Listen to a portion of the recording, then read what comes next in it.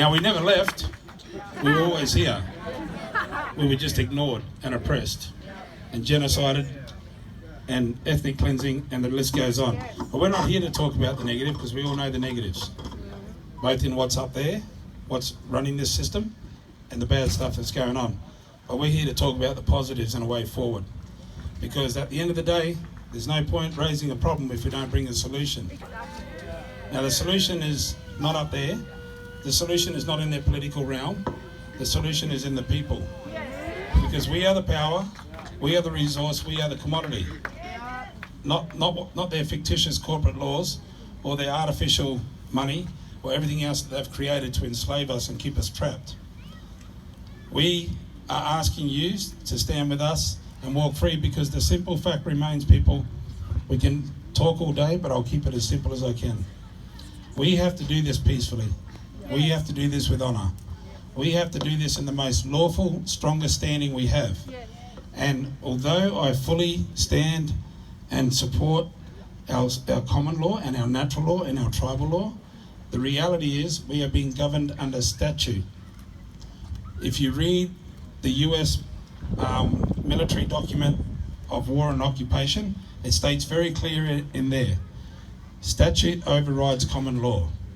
So even though we're taking the truth to them under common law and under natural law, and we're speaking fact and truth, and they can't rebut anything we're saying under common law, and they can't rebut anything we're saying under tribal law, but they simply ignore it because they have the guns and statute overrides common law. So where does that leave us? In the same document, it states the very same thing.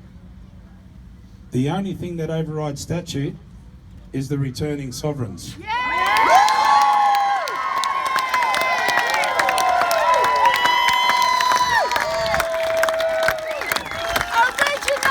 Now, that's not an opinion, that's in their international law of war and occupation legal document. So that's the only lawful standing we have. When I said to Brother Dave, I've been preparing for this for 8 years, it's because I've seen that truth for the last 8 years. And I knew that the only way out of this is to wait for our white brothers and sisters to come and join us. Louder.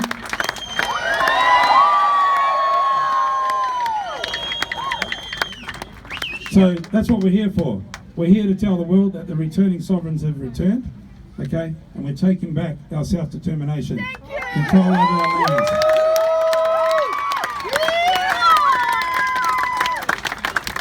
Now, when the people first arrived here and they traversed this land, a lot of them were perishing and dying.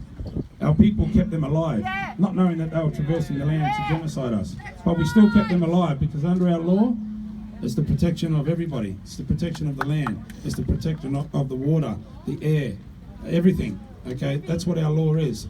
So we know that as the sovereigns, we can walk. We don't have to remain under this fictitious corporate entity.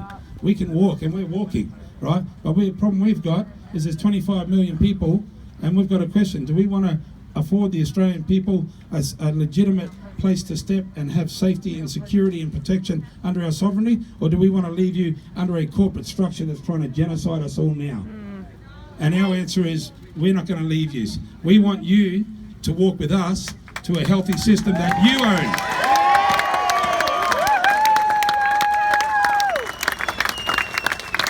Now, the detail in that needs to be worked out over time with all the beautiful minds we have on this continent, right? And we can do that pretty quick.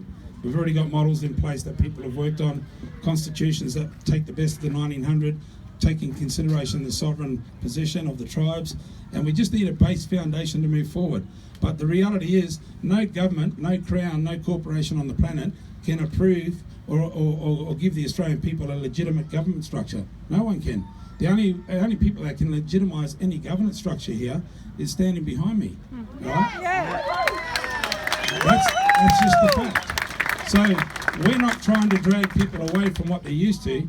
We just want to give you what you're used to under the protection of our sovereignty that you own, you develop, you are the decision makers on how that constitution or that governance structure, whatever you want to call it, I don't like the word government, but whatever you want to call that, we need something to manage our affairs or look after our decision making. So the process that we're talking about is what you're completely unused to, okay? It's completely the flip side of what you have now. What we are talking about is a system. Speak up. Turn it up, Matt. Matt, testing. Move it all you got. Okay, is that better? Okay, so just to repeat, what we want to offer you is a structure and a system that you're used to, that you control, that you develop, that you evolve. Not a system, a corporate system owned by foreign powers that's oppressing us. We want to afford the Australian people a legitimate governance structure that you will develop with us working together.